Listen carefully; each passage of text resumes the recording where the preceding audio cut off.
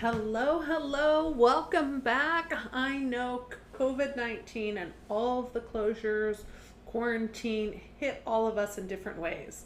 And not to go into a long story, but I have been on a big hiatus from this podcast because I had to attend to my brick and mortar yoga studio and wellness center business, which closed for the temporary, and childcare because all of you know I just had a baby. So I am so excited to be back with this incredible episode about my favorite topic, the pelvis. Yes, of course. If you know me, if you've listened to any of these episodes, I love talking about the pelvis because in my years of doing one-on-ones for yoga therapy and the other things I integrate, it's always the pelvis. That's the energetic portal that we're disconnected to. And when we connect to it, so much happens. And so my guest, Dr. Sarah Smith, we're talking about what she coins core confidence. So we're talking about the pelvis and yes, that core that every yoga Pilates teacher or personal trainer talks about. But we're going deeper. We're talking about the energy in your core, especially in your pelvic floor, how to access it, how you can use it to be your best self and align with your true purpose.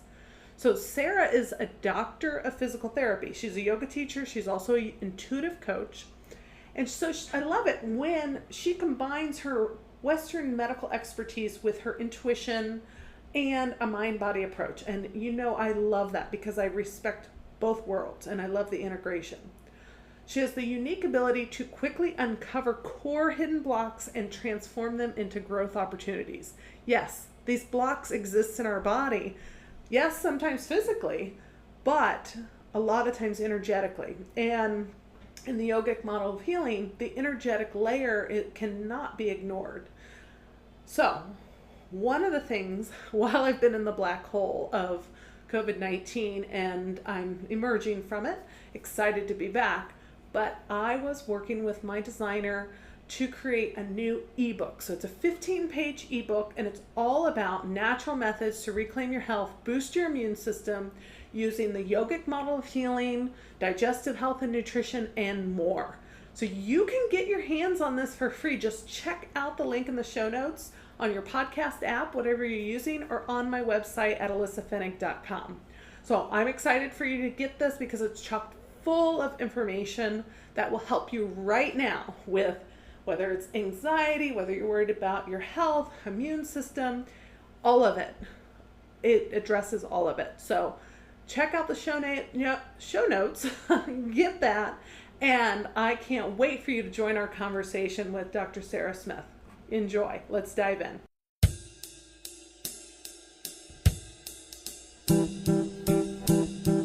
Welcome to the Wild Wisdom Podcast. I'm your host, Alissa Fennick, and this is your space to learn more about the importance of slowing down, taking care of yourself, and the mind-body connection. And most importantly, how to reclaim your health by listening to your body's innate wisdom and reconnecting with the earth.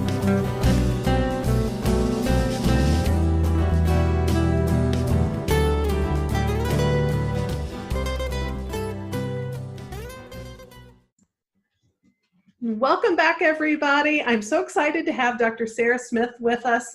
Thank you for coming on the show.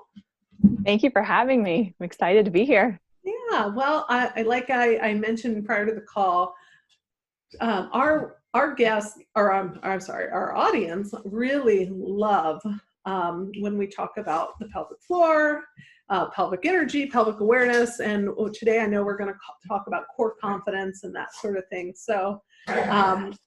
And there my dog goes. I'm sure everybody will hear her on the podcast.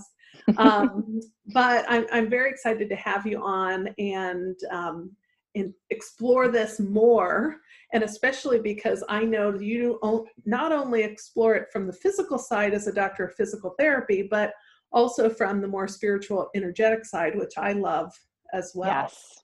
Mm-hmm. So, the one thing I really love when guests come on the show, and I know our audience does too, is kind of hear your story of how you got into this, because you've gone from the traditional healthcare model in Mm-hmm. seeing patients and physical therapy.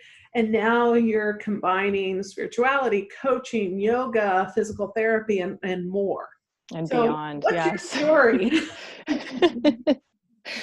Well, I would say it is really one of divine intervention to begin with. My mother and my grandmother really had introduced me to so many of the, I would say, more kind of holistic, energetic practices. So I certainly had from a very early age an interest in that. And I remember being a little girl, you know, running around saying like mind, body, spirit, which is nobody else was doing that at that time. Um, I really actually just for my own safety and energy boundaries, when I got into physical therapy, I kind of always knew that it was going to be a starting point for me, which is Mhm. very odd. I didn't really know how to talk about it, but it did feel like I was going to keep expanding from there. Mhm.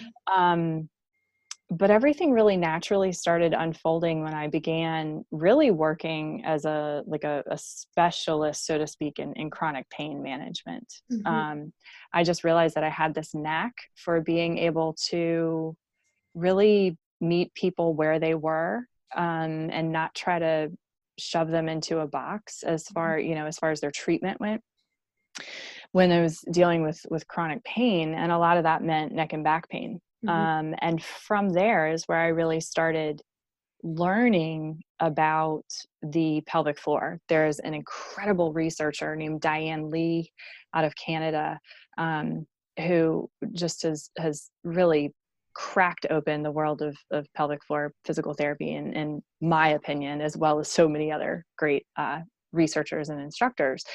But as I started learning the connection about the inner muscles affecting the outer. Mhm. And so then my story from there was, I did not like working in traditional spaces. I did not like being in a gym. I really was a very deep thinker. I like to have meaningful conversations with the people that were coming into the clinic with me. And so on the surface level, I just knew that pelvic floor physical therapy was a way for me to work in a room with one person at a time.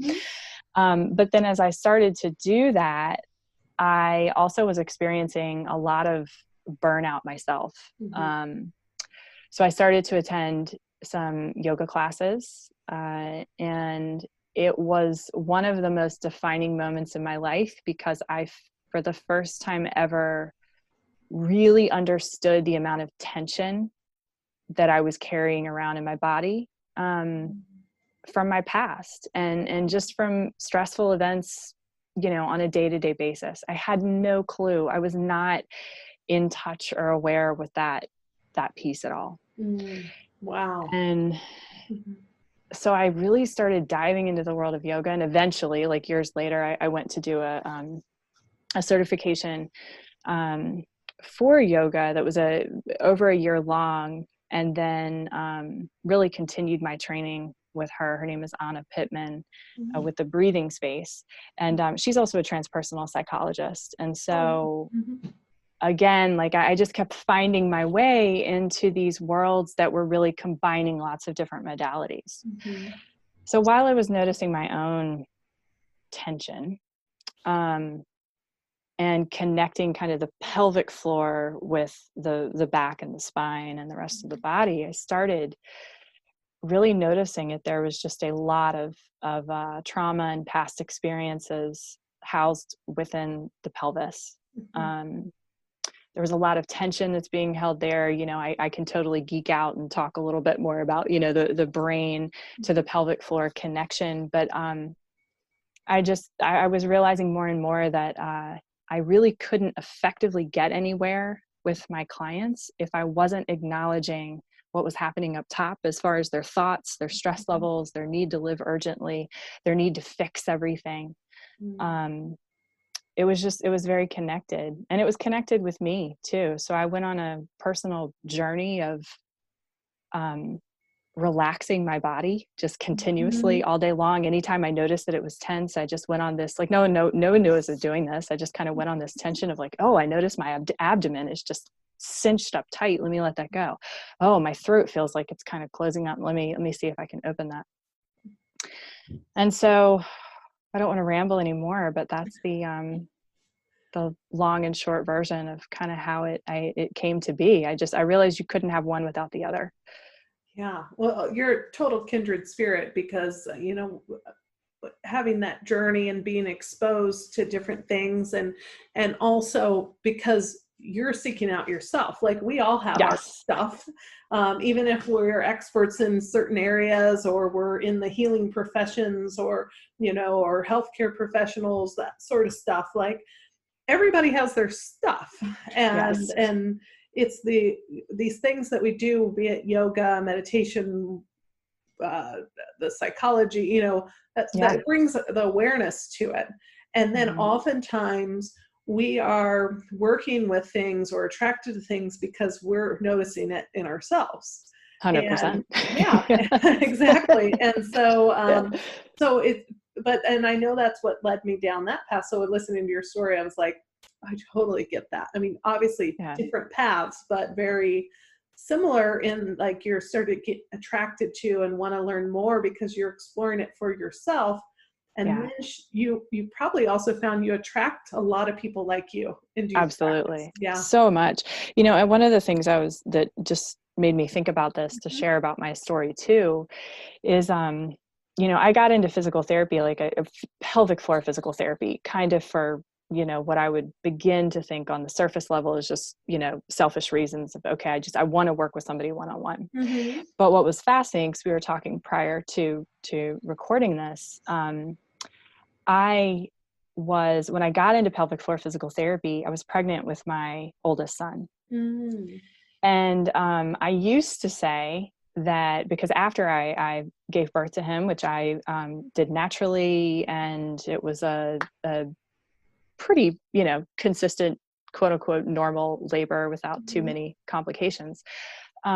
Afterwards, I used to kind of joke and be like, I have experienced every symptom that I will treat one day in my clinic.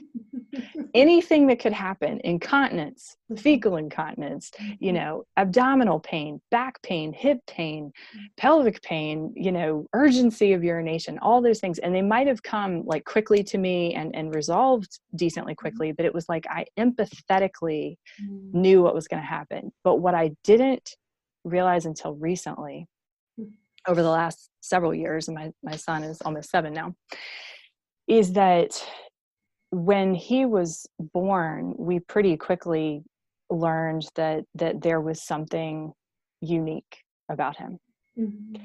And so I was subconsciously housing a lot of fear, control. You have that as a new mom anyway, right?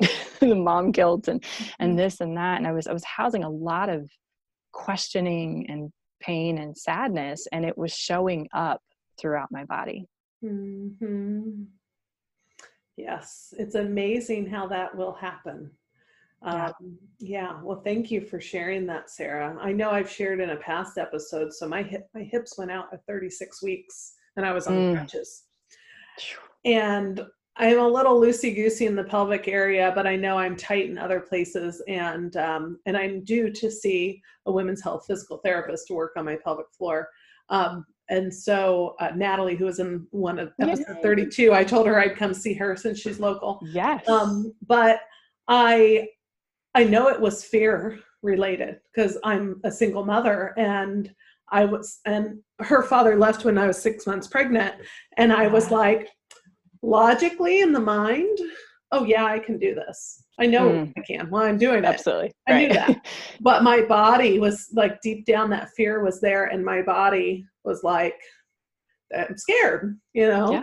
And so I totally, like, it's so true. And especially when we start to notice and become aware of that, like, wow, look what we're holding on to. Our body not only keeps a record and or keeps the score. It's the title of a great book, but it's like, if we really connect and listen, um, it'll tell us what's really going on, Oh despite yeah. us trying to go through the days and motions and keeping busy. If we come back in, and that's why I'm so passionate about connecting to the body, and I know you are, Yeah. because it can tell us so much. Yeah. It's where all the great wisdom is stored, Right? Oh, I you love know, that. and even in pain.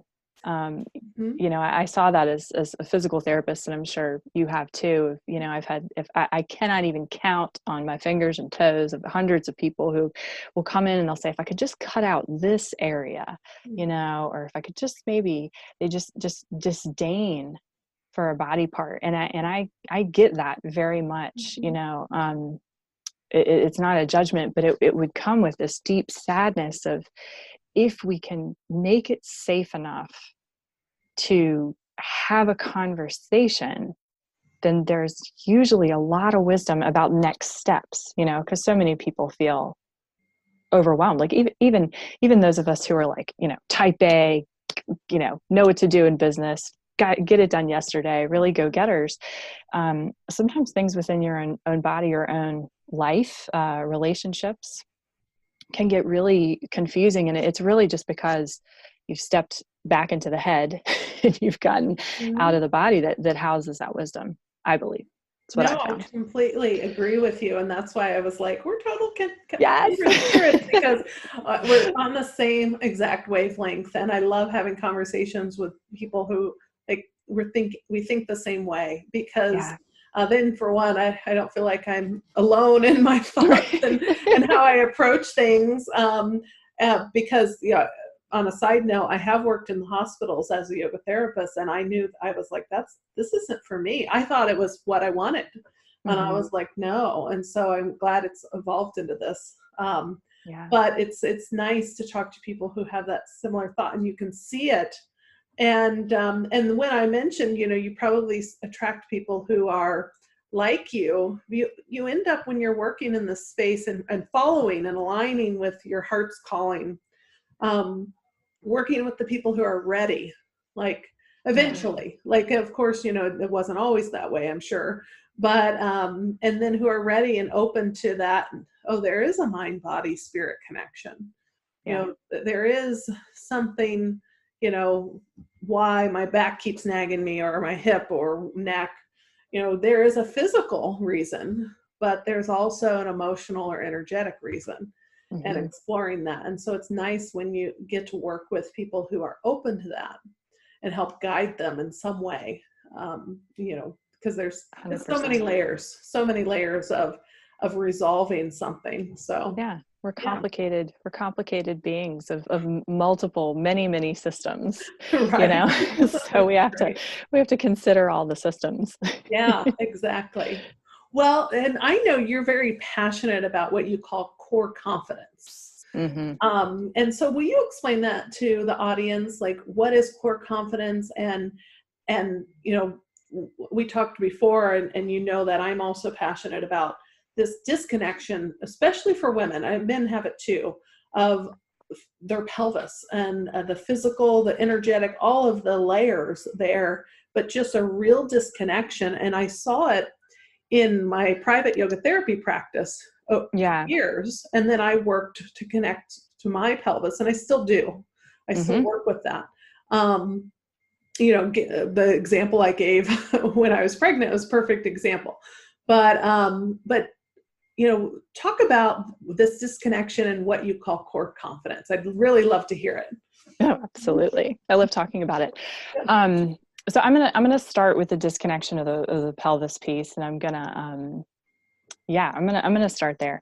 So, you know, since the beginning of time, in my opinion, and whatever we define as that of our human race, women have been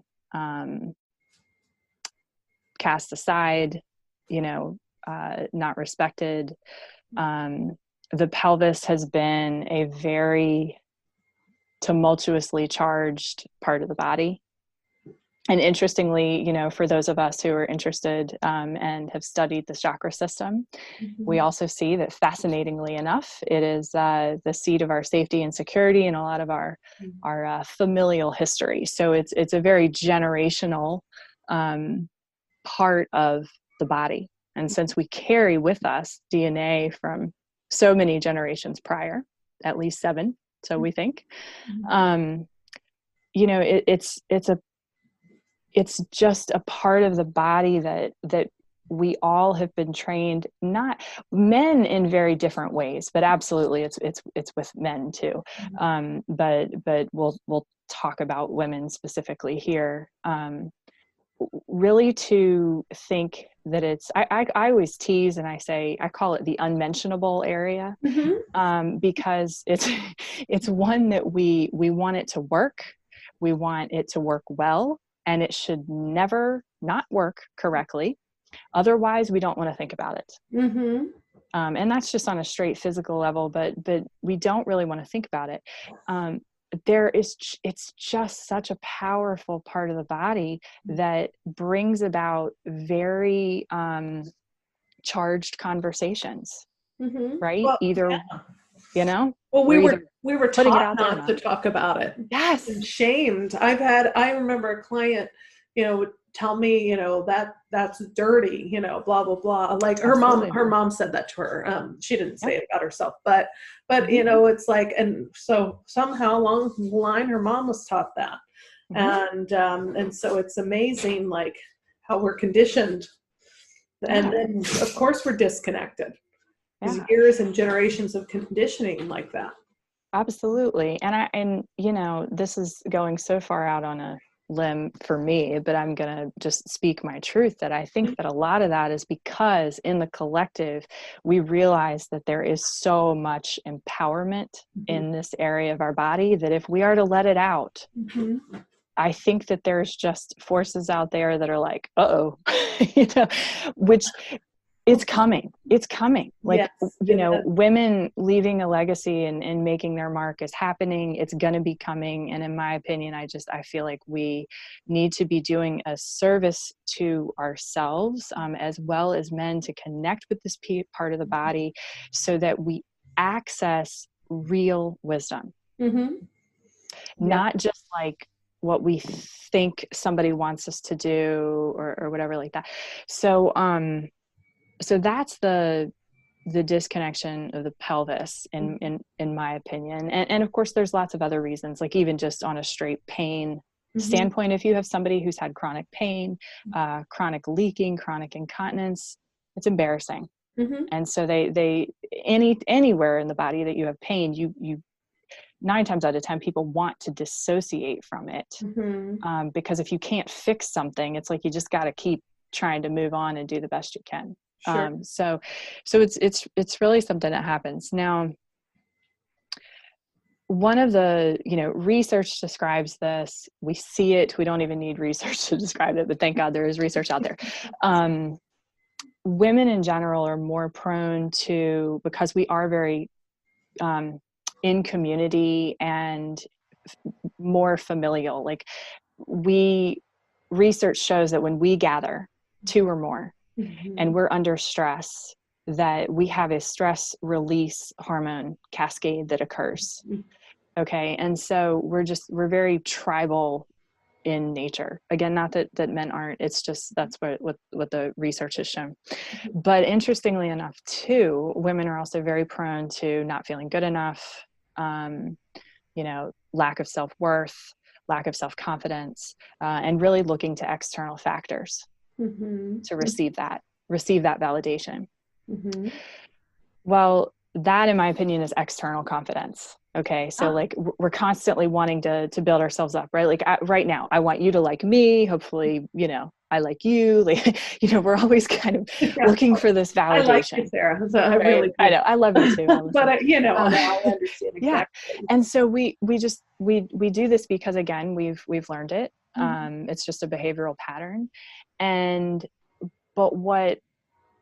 people call it different things. I call it core confidence. But what I just hugely believe that we're coming back to is core confidence. So when we're core confident, we have a deep trust in the messages and the direction in which we are going. Mm-hmm. And it comes from the pelvis. So when I started doing, and I love spirituality. I could just dive into it all day long. A variety of spiritual texts, if you start looking at them, people like to say that it's in the heart, right? Go to the heart, go to the heart, go to the heart. Well, what I have found in really truly diving into spiritual texts is you're supposed to go to the pelvis, and then you come up through the gut, through the heart, through the throat. And when you tap into that true stability, that first chakra, true stability, then you can access your authentic voice. You can access your next step that you need. And so I feel like we need to be using this more in business. I feel like we need to be using this more in our personal lives, in our conversations with others, in our creativity, in our art, and all the above. So that is the long and the short of that. I love it and completely agree. And I'm a very spiritual person.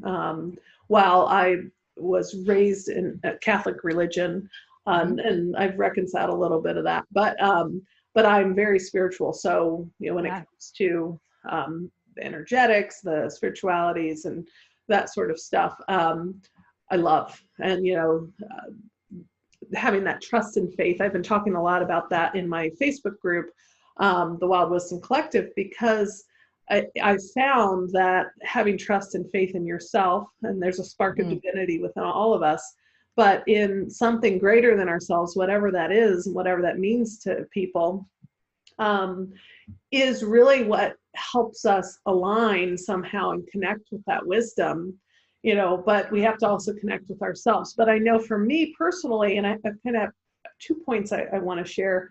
For me personally, it's developing that trust and faith with obviously still working on always, but that's what's helped me get through things. That's what, like with, coronavirus, COVID-19, everybody's freaking out. And sure, I've had a couple of days of anxiety and that sort of stuff, but it's that trust and faith that's actually kept me going. And I'm like, whatever happened, there's a higher reason, blah, blah, blah. But also, like, you talked about the chakras, and when you work with the chakras, which are located in the pelvis, you do have to work on those first.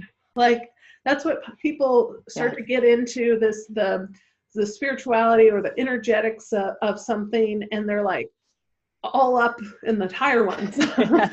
And we met those people, and it's like you have to have 2 feet on the ground, and you have to stay grounded. It's also when I explain, when I teach other soon-to-be teachers, or even see clients who are in healing professions or the healthcare professions, and they're with taking on people's stuff all day, sort of stuff. And it's like you have to work on the root chakra and be grounded. There are protection, rituals and things you can do, but you also have to be grounded and have your root and sacral chakras balanced, or more balanced. We're always working on them. But we're not perfect. But I haven't gotten there yet. You have to be grounded, and then you won't take on so much of someone else. But the other thing I wanted to mention, and I don't know if you've ever done this, but I'm a huge fan of Mayan abdominal massage. Yes. And so in the Mayan culture, the uterus is the second heart of the woman, or even the uterine energy if there's been a hysterectomy. And I always loved that. And I know personally from doing years of Mayan abdominal massage, getting it from a practitioner, that's when I really learned that. And when my uterus was pulled back into place, for one, I think years of that led me to be able to get pregnant. I wasn't like trying. It was, but it was something within my body that I wanted, and within my heart and soul. But I kind of kept it a secret, but my body knew. And so, but I think like working with that energy, the physical uterus and the bladder and all of it, getting everything aligned through Mayan abdominal massage really did help set the stage for me experiencing joy and opening the heart. So I really agree that working with the space of the pelvis, whatever, every layer within it.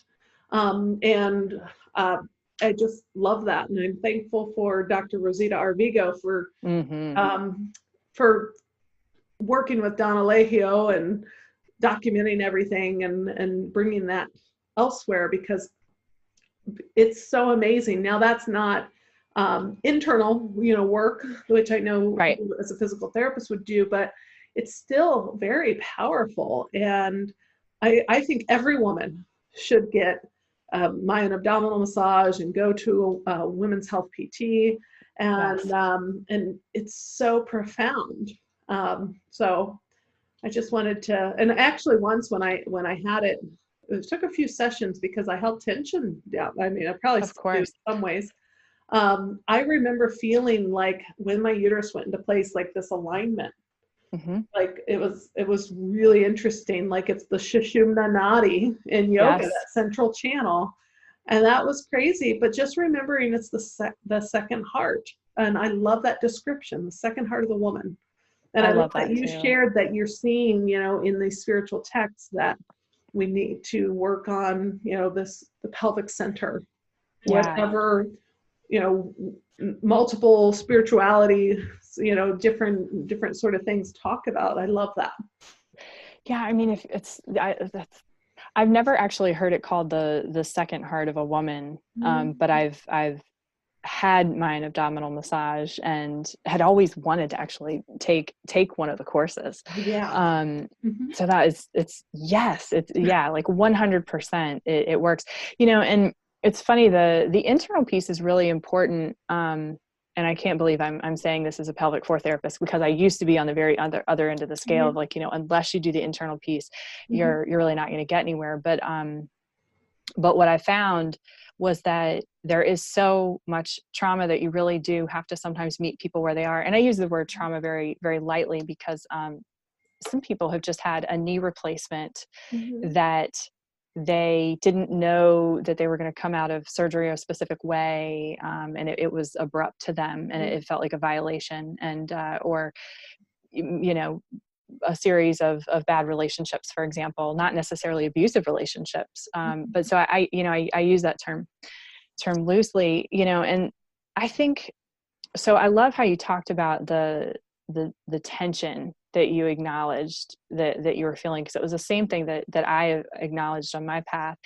I find for women who are, again, go-getters, wearing many hats, healers, people that care, community focused, probably have a little bit of perfectionism sort of tendencies or whatever, like just across the board, I was just continuously finding, and I think most pelvic floor therapists have found this now too, across the board, that most women are dealing with tension. And you have to take it back to the root, I'm putting that in air quotes, of relaxation, like learning relaxation, learning that, like, I remember one of the practical things that I did, because I was in home health physical therapy for a while. Well, in physical therapy school and in all healthcare, you learn if you do not document, somebody will sue you.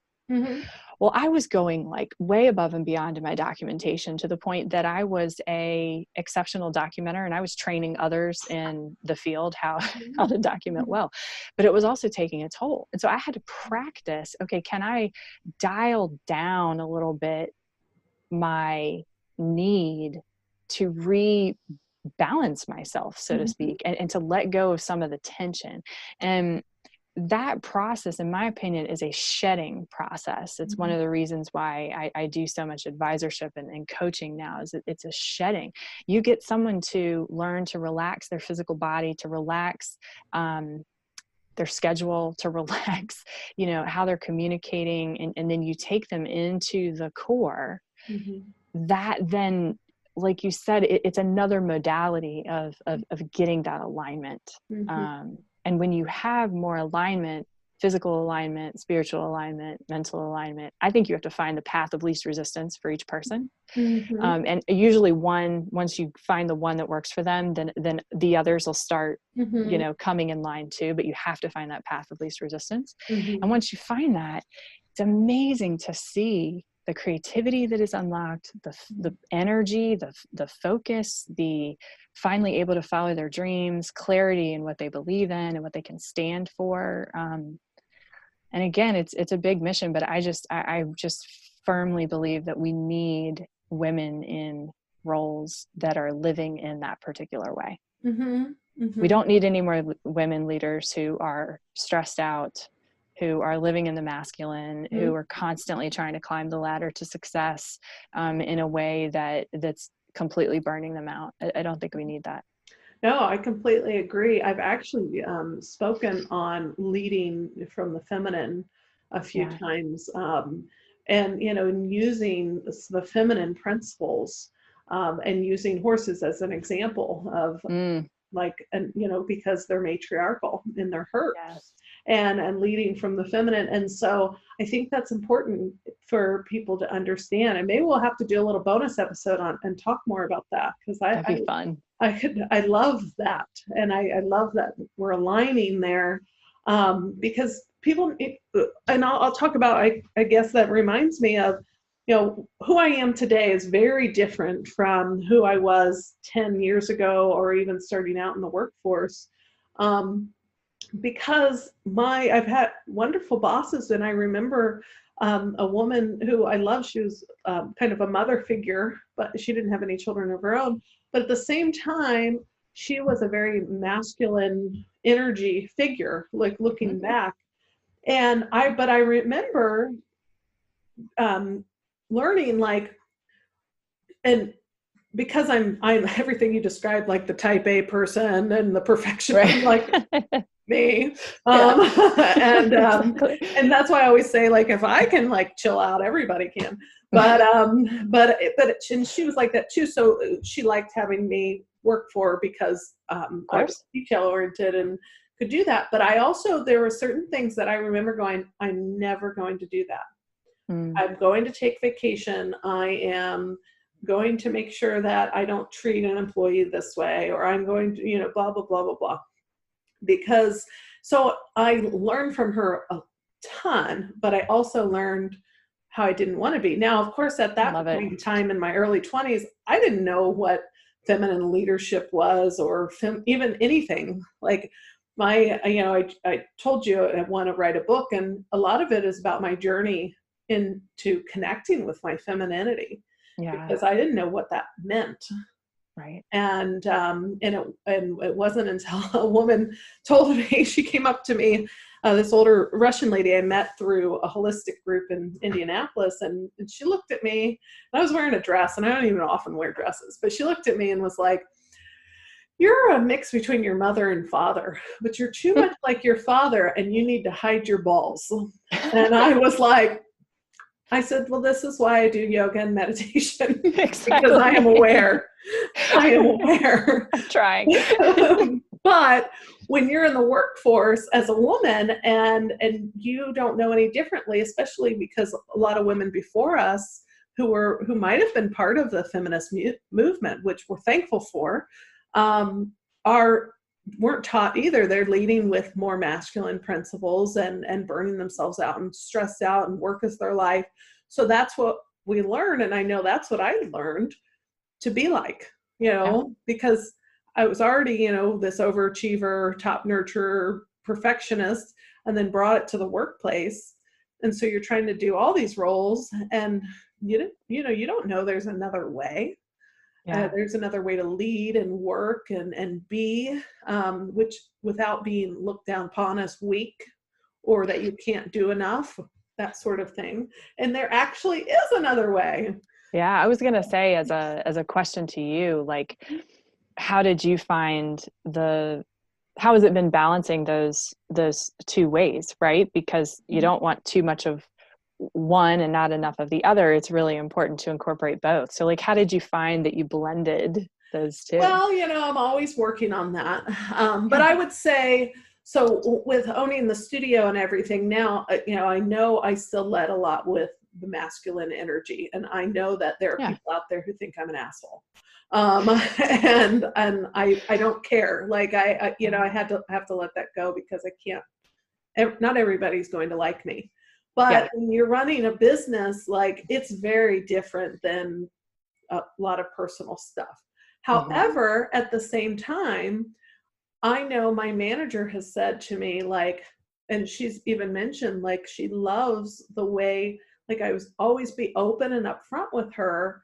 Mm. And also, when I'd have to shift hours, if something was going on, like, I may not be able to give you enough hours, I'd always be open. And I'd always say, I understand if you need to find something that is more Yeah. fitting for you. Like, just let me know, like, communicate with me. And I remember her telling me once that her she wished her husband's boss was like that. They had the conversation that she appreciated that I was always like, while I may not want to cut hours or do this, I understand if you have to go.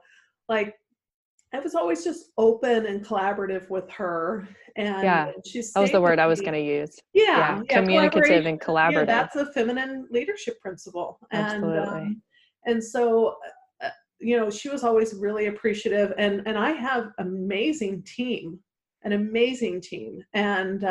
know, you know, I don't know what everybody thinks of me, but I know a lot of people appreciate what I've done. I've also, like I said, no, I've pissed people off too, but I've really tried to be understanding of, I know this isn't your, like, job that you're going to live for, be at, or for 20 Right. years. And you have other lives and other goals. And, how Yeah. can I support you? Mm.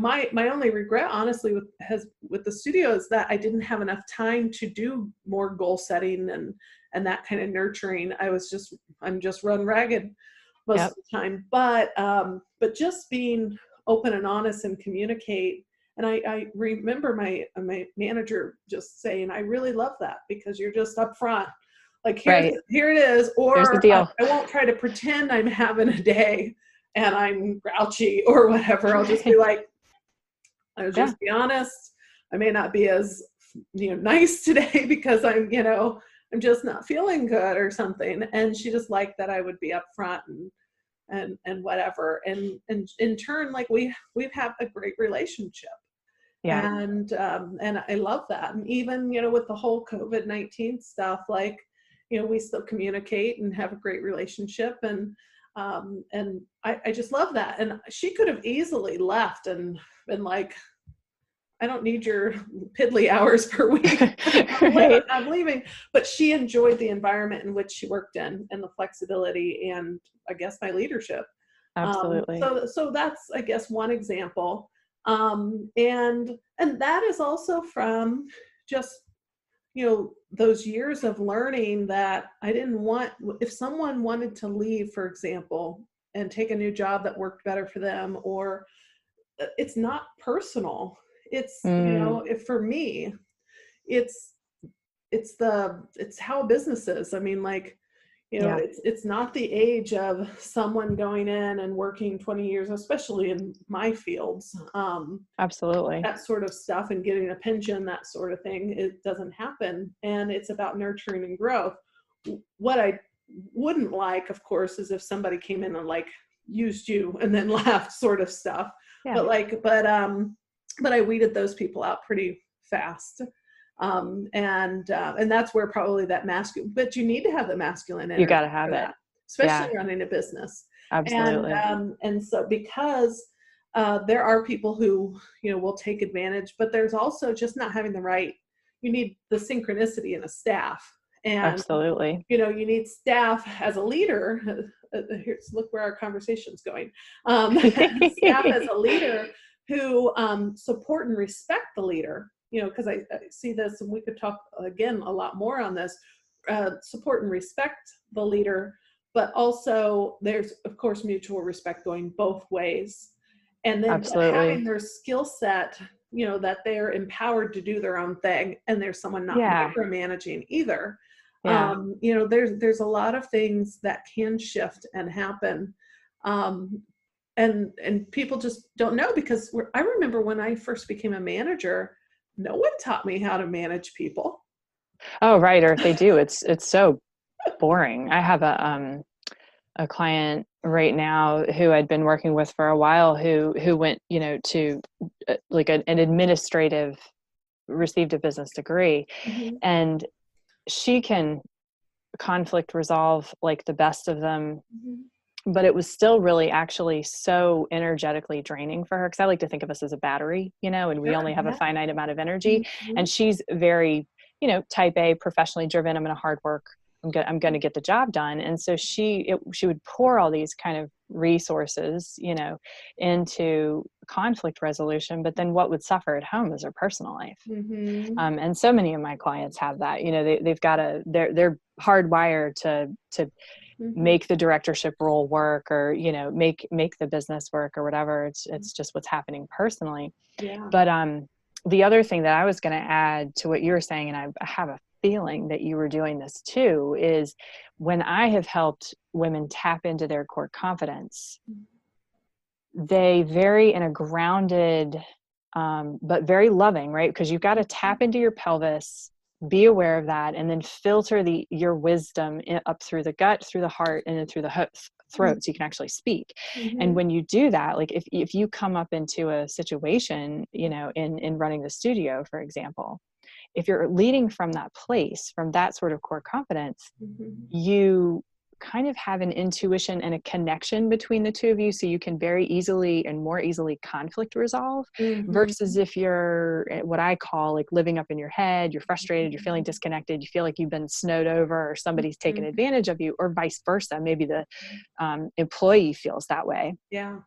Suddenly there's a disconnect, Mm-hmm. and it energetically becomes very challenging to access your wisdom, and because everybody's in protection mode, Mm-hmm. right? And so it sounds like too that I would just be curious if some of that came into your, balancing the masculine and feminine, like knowing how to manage people, Sure. because you had to learn, Yeah. and having the skill set, of holistic wisdom.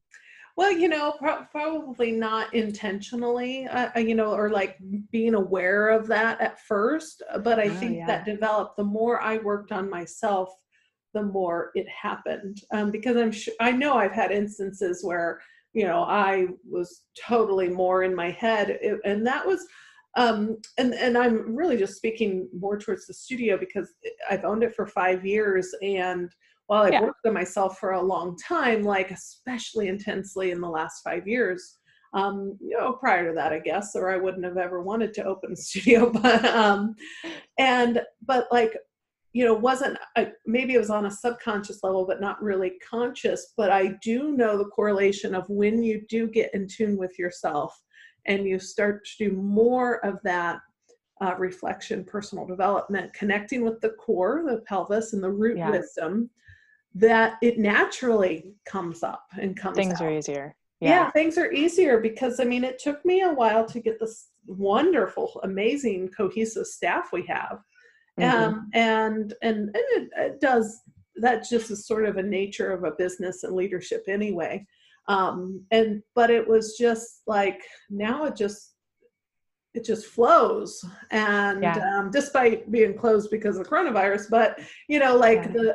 I it would just flow, and I could rely on everybody, and they knew how to communicate with me, and I didn't even have tons of time to do a lot of, like I mentioned, training, Right. setting reviews, sort of things, but there was just this, yeah, and I guess intuitive is a good word for this, of how to support me as the owner, knowing, Holding both. yeah, and Yeah. then how to treat and support the closest staff, because we have tons of independent contractors that Right. usually wouldn't go directly to me, but that sort of stuff, and there was a lot of that going on. And it was funny, Sarah, I never really like thought about it that way, because Yeah, I want to bring it to the forefront because we yeah, all need it. I yeah. just have story upon story of like just successes that, relationships and tumultuous professions that just suddenly have ease with them when you just quickly tap into the pelvis, Mm-hmm. and do it in this way, you know, and I can share the handout of how I specifically teach it, and then just filter it back up again, and then actually speak, then actually go into the meeting, then actually, you know, talk with your loved one who there's been some, Well, you know, stress between. I would love if you shared that handout with my patrons on Patreon. That would be awesome. Yeah, You absolutely. know, and because I know we're going to let everybody know about what you offer, and you do like 20-minute consults, or and Yeah, that's usually I'll do a 30. Do you want to 30 go ahead and minutes. talk Oh, about that? Okay. yeah. So yeah, we're Sure. going to do that, and we're going to do a couple giveaways as We well. are. I Yeah. love giveaways. You So want to I had share to do about two. I had to do two. So I just kind of, during all of this COVID-19, I opened a private Facebook group that was previously running, but I opened it more to everyone. And so it's for women. It's called the Wild and Bright Sanctuary, and it really is an inner recess of sanctuary where we can get together for inspiration and to keep learning about this concept of core competence and supporting ourselves.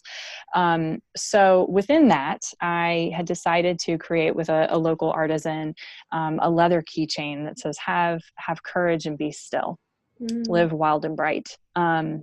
And so I wanted to give away one of those because I just love the little connection pieces that are possible. And, you know, when you have a message like that, what that means. And then I just love giving gifts. And so I just kept going. So you give me free rein. So I kept going. So then I do have a 30-minute consult call that's always complimentary to see if somebody might be a good fit for me. But I wanted to do a 45-minute core activation session that also can be a giveaway. Yeah, that'd be great. Well, we're gonna definitely there'll be links in the show notes for all of that so that people can access those, and we'll share it on social media, of course. And I love that you're sharing that. I love giving gifts too, and that's one of the reasons why, like I told you, I've tried to rearrange my schedule since it's been chaos since we closed, because I have no staff to delegate to. So everything came back. And, but also just like the more I rest and like, because I still work, obviously. We all have to work in some way usually. But like the more that I rest, I'm able to do things like that, write the handwritten notes, share more gifts, those things that are very meaningful. And when we're so busy like that, I don't do that. And I really absolutely.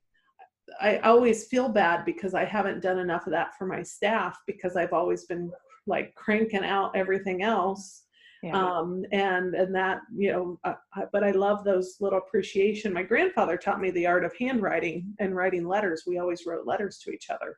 I love that. And, me too. So I love that. So I love that you're sharing this gift and you thought about that, and it has some special meaning, not only during this time, but just in general to remind people.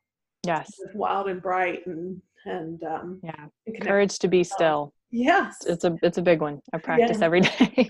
Exactly. Well, yeah, we have to still do the work. Right. 100%. Yeah. Any final thoughts you want to share with the audience? No, I love that we so synchronistically, randomly, I've found you through the internet, and it's just, I feel like we're instant friends and connectors. And I just really thank you and thank your audience for listening and being interested. And if I may answer any questions, I'm more than happy to do so. Oh, wonderful. Well, thanks, Sarah. we'll have to talk more offline about all of this stuff, because we have some parallels, some alignment going on, I think. Instant friends for sure. Definitely. And I hope everybody enjoys, and definitely check the show notes for a lot of the things that we talked about, and to continue and get to know Sarah and join her Facebook group as well. So thank you, everybody.